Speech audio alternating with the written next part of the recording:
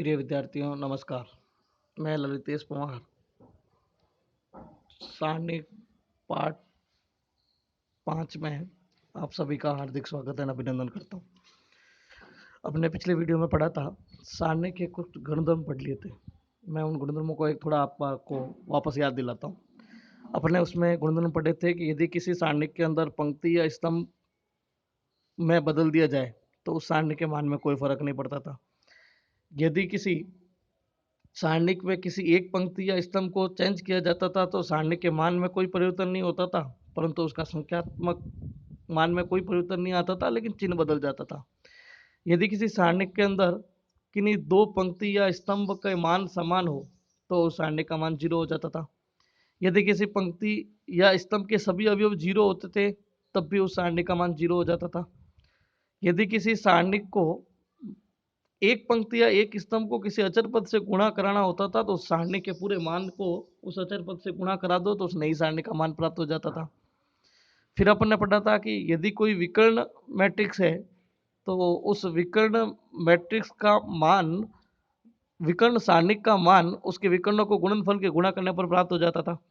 और यदि कोई त्रिभुजाकार मैट्रिक्स है तब उसका भी मान उसके विकर्णों को गुणा करने पर आपको प्राप्त हो जाता था। एक अपने पढ़ा था कि यदि कोई सारणिक के अवयव ए आई जे की जगह सखंड एफ आई जे प्रतिस्थापित कर दिया जाए तो उस नए सारणिक का मान डेल्टा डेल्टा एन माइनस 1 प्राप्त होता था।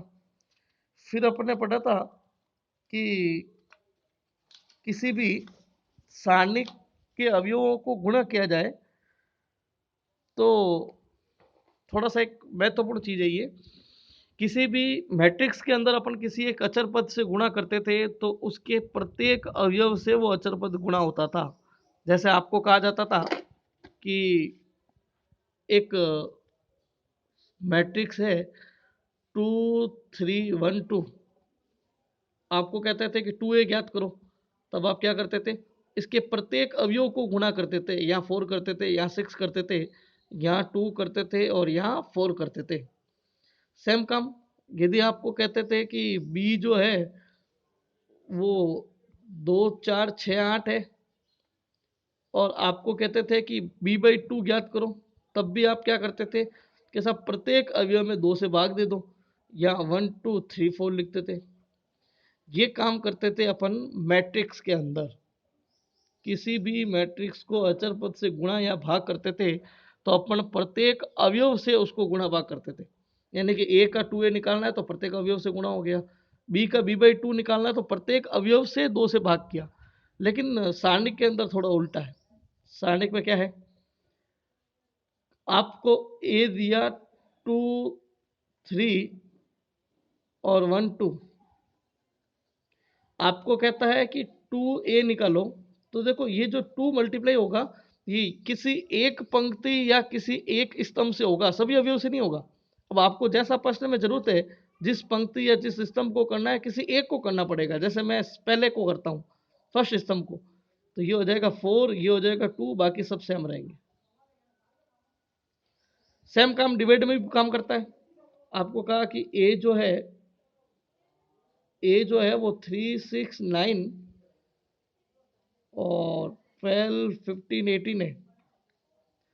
अब मुझे यदि a/3 करना है तो किसी एक पंक्ति या एक स्तंभ में होगा। अब जैसे मैं तीसरी इस सेकंड पंक्ति में लगाता हूं तो ये 3 6 9 ही रहेगा, यहाँ हो जाएगा 4 5 6। अंतर क्या, किसी मैट्रिक्स को किसी अचर पद से गुणा या भाग कराते थे तो वो प्रत्येक अवयव के अंदर गुणा भाग हो जाता था। लेकिन सारणिक के अंदर बड़ी विशेषता है कि किसी भी अचर पद से गुणा या भाग कराना है तो वो किसी एक पंक्ति या स्तंभ के सापेक्ष होगा। जैसे सपोज करो मुझे यहाँ से 3 बार लेना है तो मैं 3a लिखूंगा ना, तो वो एक पंक्ति से ही बाहर आएगा, यहीं से आएगा, 3 एकम 3 और 4 का 4, बाकी सब सेम रहेंगे। यदि मुझे फर्स्ट स्तंभ से भी 3 निकालना है, सेकंड स्तंभ से भी 3 निकालना है, थर्ड स्तंभ से भी 3 निकालना है, तो मुझे बाहर लिखना पड़ेगा 3 × 3 × 3, तब वो तीनों से निकलेगा, नहीं तो नहीं निकलेगा। 1 4 2 5 और 3 6। अब ये 27 ए कहलाएगा। जबकि मैट्रिक्स के अंदर क्या होता था, आप एक अवयव से बाहर लेते थे तो उसका सभी अवयवों में भाग चला जाता था।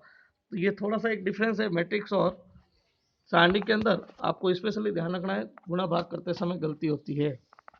चलो इस पे आधारित कुछ प्रश्न अपन सॉल्व करते हैं। आपको कहा सारणी ऑफ ए ये है तो इसका मान ज्ञात करो। तो देखो संक्रिया आपको मैंने बताई थी कैसे लगती थी, उस संक्रिया का थोड़ा उपयोग करते हैं। देखो ये सीधा भी खुल सकता है, आप R1 के सापेक्ष यदि सीधा इसका मान निकालना चाहो तो R1 के सापेक्ष इसका सीधा मान भी निकल सकता है, लेकिन अपन ने संक्रिया लगाने की कोशिश की ताकि अपन सीख जाए। मैंने क्या किया, C3, कौन है C3, ये वाली, इसमें 8C3 प्लस C2 कर दिया, यानी कि तीसरे स्तंभ को 8 से गुणा करा के उसके अंदर C2 जोड़ दिया। चेंजेज कहाँ करोगे, C3 के अंदर, तो C1 और C2 तो एज इट इज लिख दी। अब C3 में क्या करना है, C3 के मान को पहले 8 से गुणा कराना है फिर C2 जोड़ना है। तो इसको 8 से गुणा कराया तो 8 छंग 48 और 1 गुण 50, ये गुण 50 लिख दिया। कहाँ लिखना है, C3 की जगह।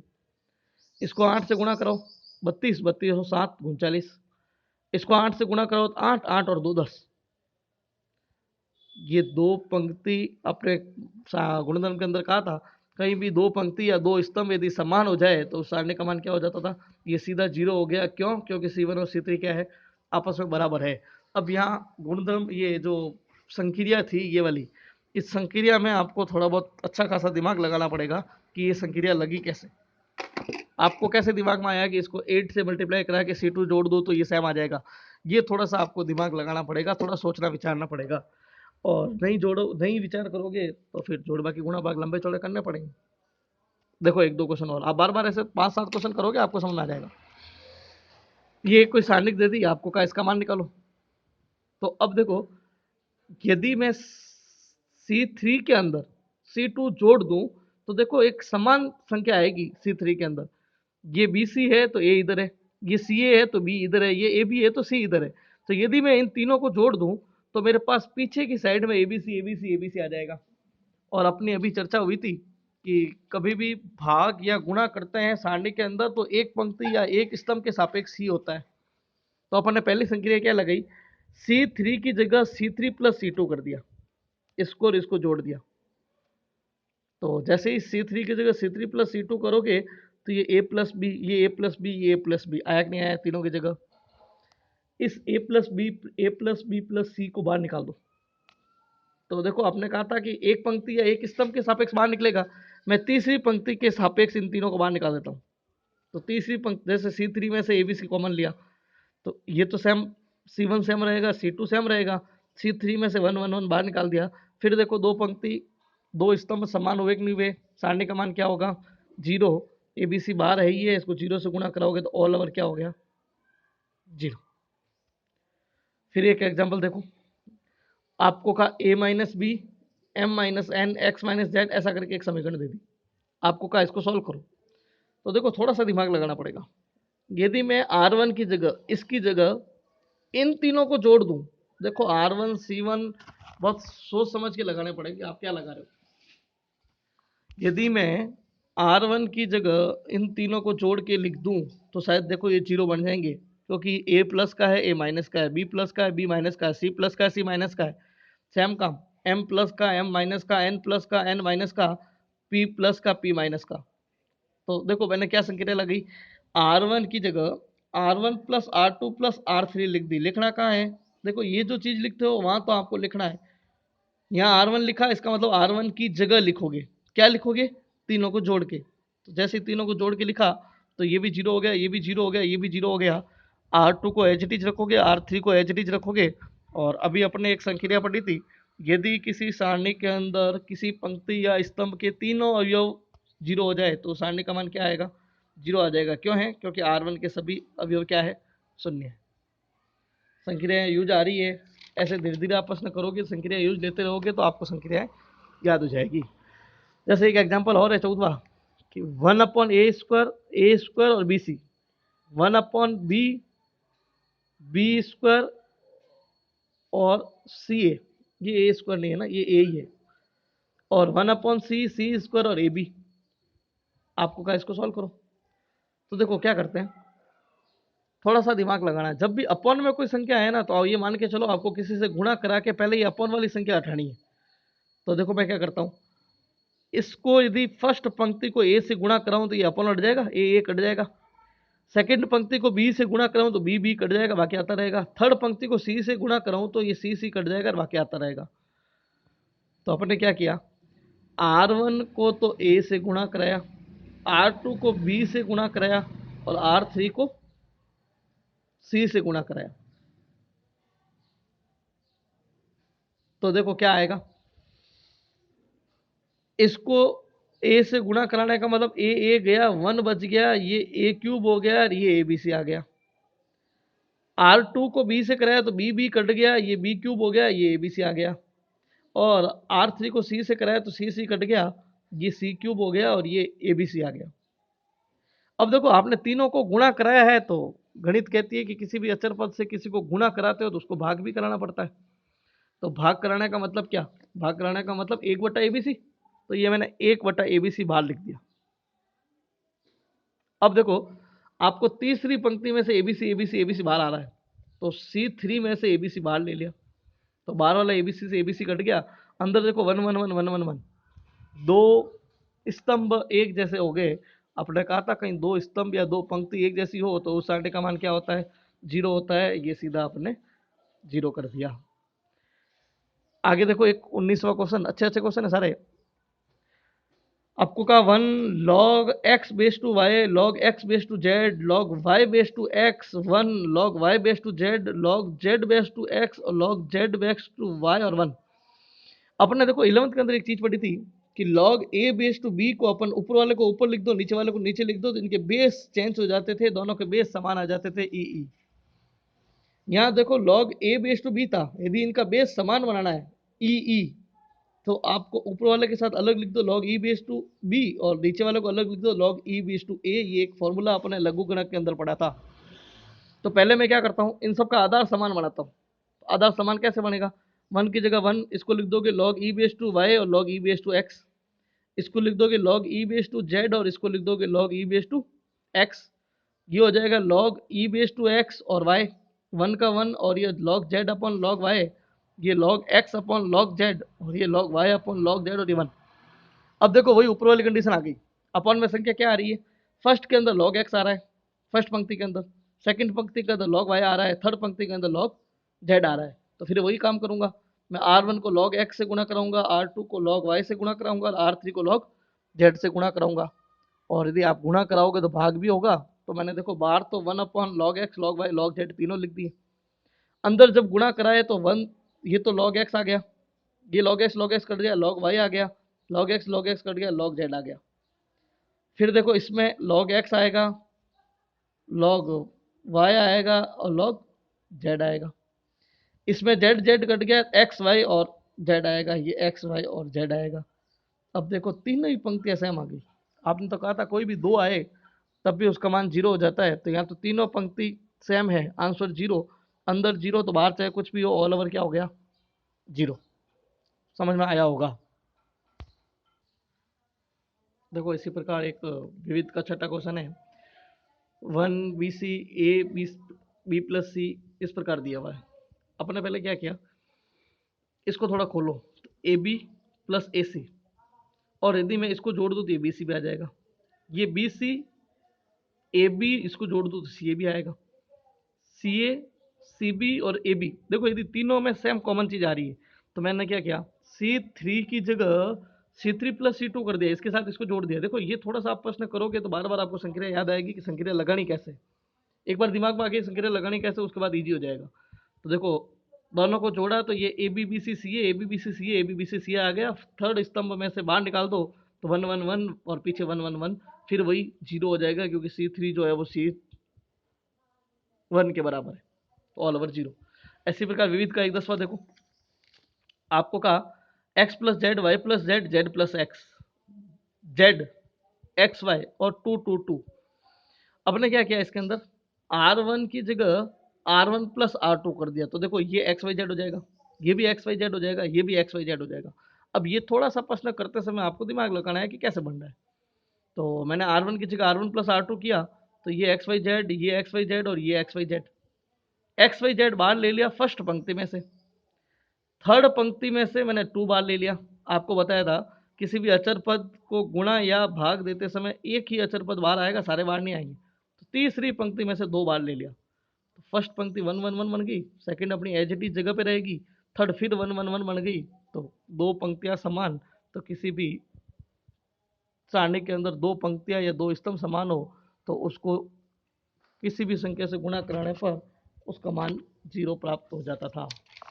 चलो आगे देखो, एक दो क्वेश्चन और देखते हैं। विविध का 7वां क्वेश्चन है। आपको कहा 1 ओमेगा स्क्वायर ओमेगा 1 ओमेगा 4 और ओमेगा की घात 8, ओमेगा की घात 4, ओमेगा की घात 8 और 1, और आपको कहा कि इसको सॉल्व कीजिए। तो देखो अपने पास एक सीधा फॉर्मूला होता था, कई के घनमूल के अंदर अपन ने पढ़ा था कि ओमेगा की घात 3 जो है वो 1 होती है, और 1 प्लस ओमेगा स्क्वायर जो होता था वो 0 होता था। तो मैं इन सीधा प्रयोग करता हूं। देखो 1 ओमेगा की घात 4 थी, वहाँ फिर ओमेगा की घात 1 आ जाएगी, 8 थी वहाँ ओमेगा की घात 2 आ जाएगी, और 4 थी वहाँ 1, फिर 8 की जगह ओमेगा की घात 2। देखो क्वेश्चन ये था 1 ओमेगा 4 और ओमेगा 8, फिर था ओमेगा 4 ओमेगा 8 और 1, और फिर था ओमेगा 8 1 और ओमेगा 4। ये आपके क्वेश्चन क्रमांक 7 है विविध का।